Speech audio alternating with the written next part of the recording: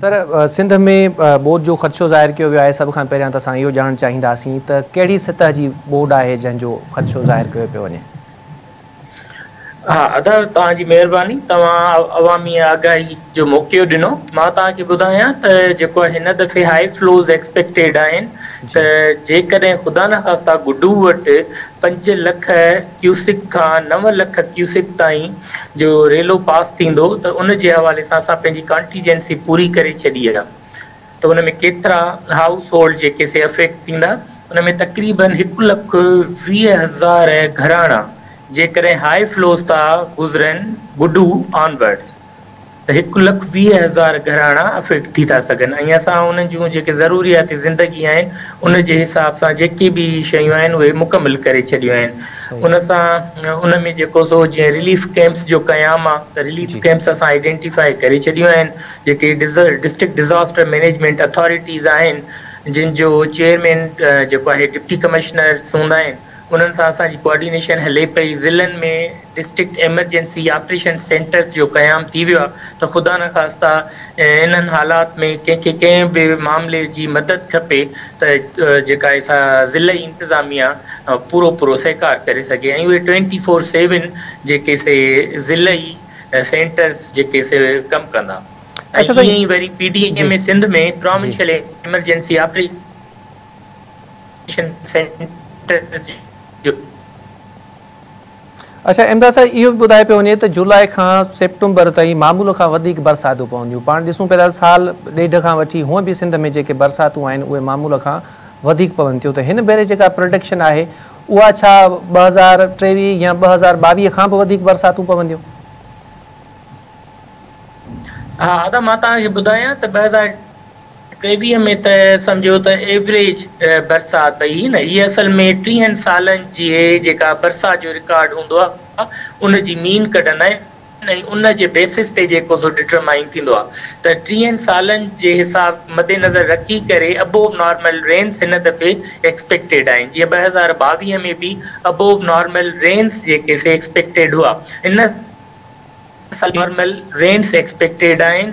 ऐं सम्झो 2022 जे हिसाब थो वञे त पाकिस्तान मेट डिपार्टमेंट जेका पंहिंजी हींअर ताईं जी फोरकास्ट असां सां शेयर कई आहे, जी त 55% वधीक 2022 जे मुक़ाबले में, माना जेको 30 सालनि जो हुननि जो हिकिड़ो काथो आहे।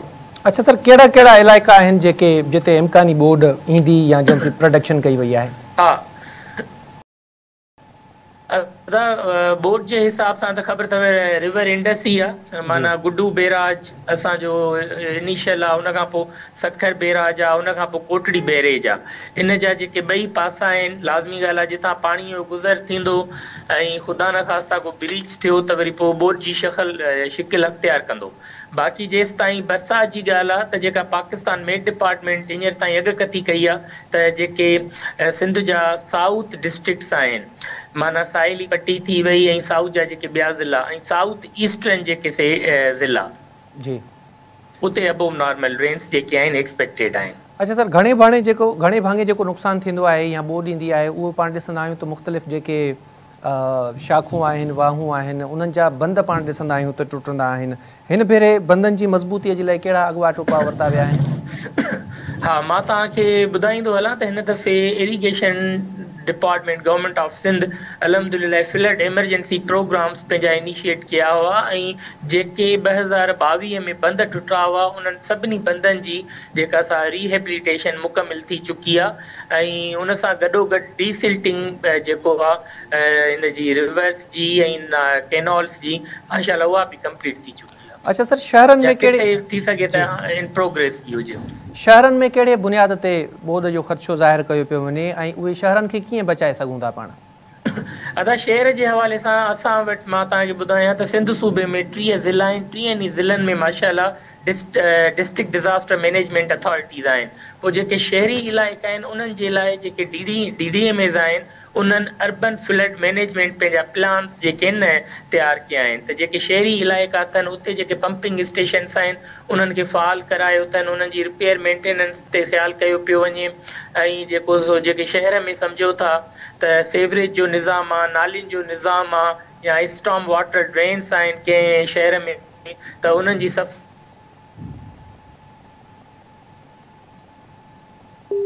पाए चुको आहे ऐं किथे प्रोग्रेस में आहे। अच्छा सर, उन खां अलावा इहो बि तव्हांखां ॼाणणु चाहींदासीं त हीउ बरसातुनि जो जेको सिलसिलो आहे इहो शुरू थींदो जुलाई खां वेंदे, यानी असां वटि जून जो महीनो आहे जेका गाइडलाइन तव्हां तरफ़ां जारी कई वई आहे त इदारा उन्हनि ते अमल कनि या उन्हनि पॉलिसीज़ ते अमल खे यकीनी बणाइनि, त तव्हां वटि अहिड़ो को सिस्टम आहे चेक एंड बैलेंस जो जंहिंमें ख़बर पवे त तव्हां जेके हिदायतूं जारी कयो था उन्हनि ते अमल थिए थो या नथो थिए? छाकाणि त पाण माज़ीअ में ॾिठो आहे त तव्हांजे तरफ़ां हिदायतूं जारी कयूं वेंदियूं आहिनि पर उन्हनि ते अमल न थींदो आहे ऐं नतीजे में जेको नुक़सानु थींदो आहे उहो अॼु सूधो पाण भोॻियूं पिया। अदा 2022 खां 2024 अची वियो आहे, ठीकु आहे, पर मां तव्हांखे हिकिड़ी ॻाल्हि ॿुधाईंदो हलां त इहे जेके 2 साल गुज़रिया आहिनि इहे असां 2022 जा जेके लेसन्स आहे उन्हनि मां घणो कुझु सिखी करे पंहिंजे पॉलिसीज़ खे अञा वधीक बहितर कयो आहे ऐं जिथे लूप होल्स हुआ, जिथे वीकनेसिस हुयूं, उहे अलहमदुलिल्लाह असां सभु एड्रेस कयूं आहिनि त जीअं वधि खां वधि कोशिशि करे असां लॉसिस डैमेजिस खे घटाए सघूं, रिस्क खे रिड्यूस कराए सघूं। ऐं मां तव्हांखे ॿुधाईंदो हलां त हिन दफ़े जामे हिकमत अमली असां कई आहे ऐं जेका हिकिड़ी कॉम्प्रिहेंसिव रोबस्ट कॉन्टीजेंसी प्लान ठाहियो आहे असां मॉनसून 2024 जे हवाले सां। सभई जेके 30 ज़िलनि जूं DDMAs आहिनि उन्हनि खे असां ऑन बोर्ड वरितो आहे ऐं उन सिलसिले में असांजे वज़ीर साहब जेको सो मीटिंग्स कयूं आहिनि सिंध जे डिप्टी कमिश्नर सां ऐं कमिश्नर सां, सही, ऐं उन्हनि खे जेके से डायरेक्शन्स ॾिनियूं वयूं आहिनि। ऐं अॼु बि जेको सो तव्हां पाण बि ॻाल्हि कई त चीफ सेक्रेटरी सिंध जेको आहे मीटिंग कॉल कई जंहिंमें कमिश्नर्स ऐं डिप्टी कमिश्नर्स हुआ ऐं कल्ह बि जेको सो कराची डिवीज़न जे कमिश्नर सां, डिप्टी कमिश्नर सां, PDMA ऐं ॿिया जेके प्रोविंशियल लाइन डिपार्टमेंट्स आहिनि चीफ सेक्रेटरी साहब उन्हनि सां कल्ह मीटिंग कई। अच्छा सर, माण्हुनि खे रेस्क्यू करण जे लाइ कहिड़ो प्लान आहे या कहिड़ी रिथाबंदी शामिल आहे जेको तव्हां हिकिड़ो मेगा प्लान ॿुधायो था हिकिड़ो तयारु कयो अथव? हाँ, अलहमदुलिल्लाह अदा हिन साल त असां वटि सिंध एमरजेंसी रेस्क्यू सर्विस 1122 माशाअल्लाह थ्रू आउट प्रोविंस वजूद में अची चुकी आहे। अगस्त 2023 में हू हिकिड़ो ख़ुदि मुख्तियार इदारो बणिजी चुको आहे। सो हिन दफ़े कॉन्टीजेंसी प्लानिंग उन्हनि बि कई आहे, वरी उन्हनि जो जेको कॉन्टीजेंसी प्लान आहे उहो असां पंहिंजे प्रोविंशियल प्लान जो हिसो ठाहियो आहे त ख़ुदा न ख़ास्ता किथे बि रेस्क्यू ऑपरेशन जी ज़रूरत पए थी त रेस्क्यू 1122 ते जेको आहे मौजूद बि हूंदो उन्हनि ऑपरेशन्स में। ऐं उन सां गॾोगॾु मां तव्हांखे ॿुधाईंदो हलां त जेके आर्मिड फोर्सिस आहिनि या लॉ एनफोर्समेंट जा इदारा आहिनि, पुलिस थी, रेंजर्स थी, माना जेके पैरामिलिट्री फोर्सिस आहिनि उहे बि रेस्क्यू में असां सां गॾु हूंदा आहिनि। ऐं असां अॻिले हफ़्ते आर्मिड फोर्सिस सां मीटिंग बि जेका असां रखूं पिया इन ई कनेक्शन में। ठीकु आहे इमदाद साहब, तव्हांजी